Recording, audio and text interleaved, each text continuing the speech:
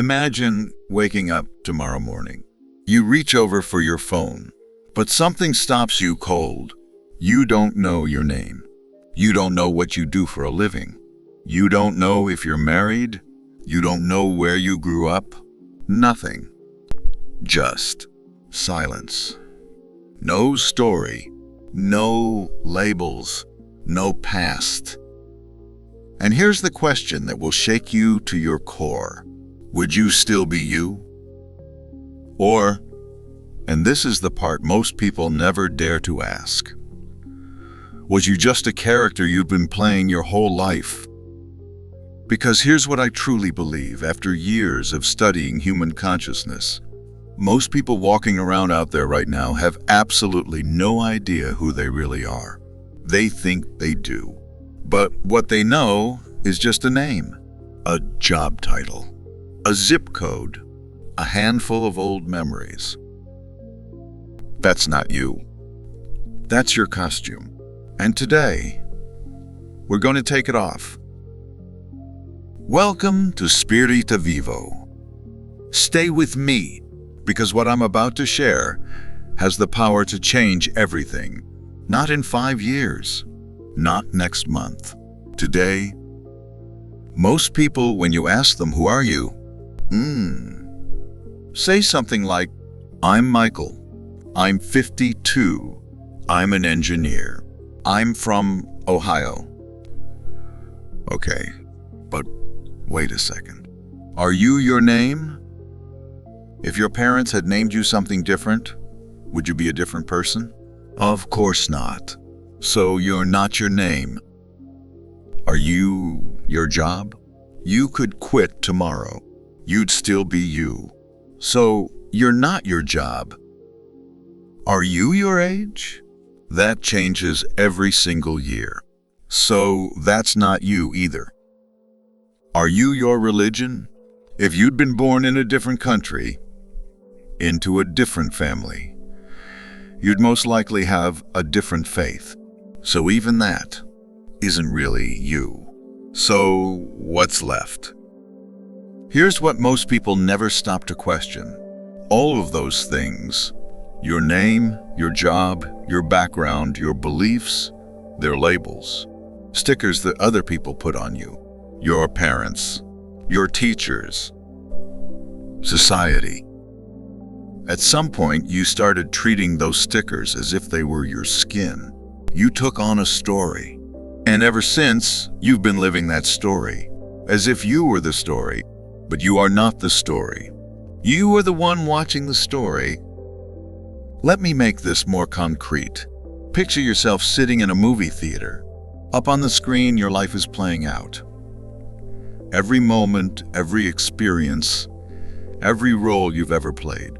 Who's watching? You are. You're not the movie. You're the one in the seat. That's your true self. The awareness behind it all. Steady. Observing. Always there, no matter what's happening on the screen. And that changes everything. It really does. Because as long as you believe you are the story, you're trapped. If your story says, I'm someone things never work out for, you can't change that. Because you believe you are that story. You can't change what you are. But the moment you realize, I am not the story, I am the one watching it, you can stand up from that seat. You can walk onto the stage, and you can start writing a brand new story. Alan Watts, one of the wisest thinkers of the last century, captured this in a single sentence. You are under no obligation to be the same person you were 5 minutes ago. 5 minutes. Not 5 years. 5 minutes. That's how fast you can change, once you truly understand who you are. And I'm not the first person to discover this. Jim Carrey, one of the most successful actors in American history, said something in an interview that I've never been able to shake. He was sitting on stage, millions in the bank, world famous. Everything most people spend their lives chasing. I think everybody should get rich and famous and do everything they ever dreamed of so they can see that it's not the answer. Just sit with that for a moment. Here's a man who had it all. Every title, every achievement, every label the world accepts as proof of who you are. And still empty. Why? Because for years, he believed he was Jim Carrey, the character, the persona, the story. Until one day he stopped searching and started observing himself quietly from the inside. And in that moment he found something no Oscar, no applause, and no headline could ever give him. Himself, the awareness behind the mask. And that brings me to a story, one of the deepest I've ever heard. Alan Watts used to tell it to children when they asked questions like, "Who am I?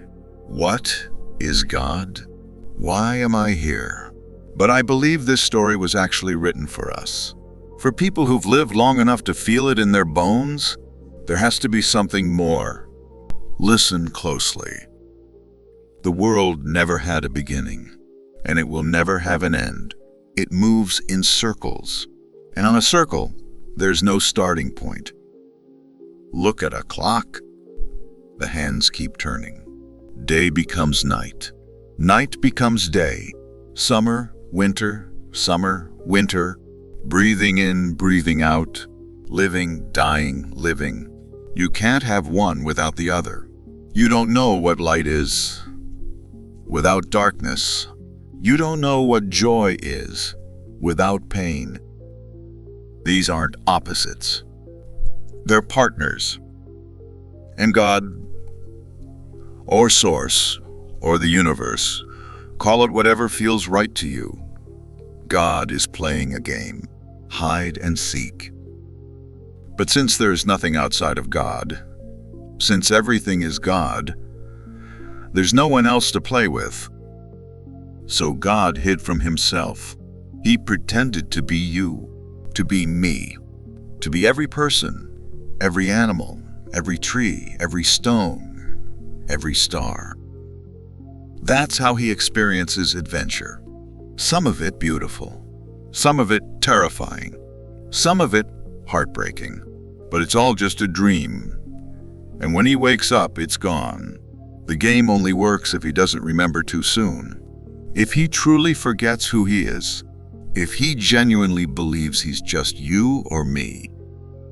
And then, after a long, long time, we wake up, we remember, we realize we are not the character in the game.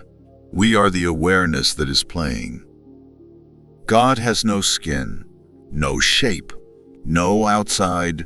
He is everything, inside and outside at once.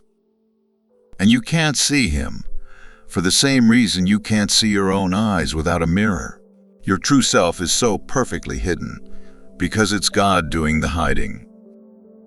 Now I want to get practical, because awareness without action is just a nice idea. I'm giving you 2 exercises today. Simple, powerful. You can start tonight. Grab a piece of paper, or open the Notes app on your phone. At the top, write, "I am," then write down everything you identify with.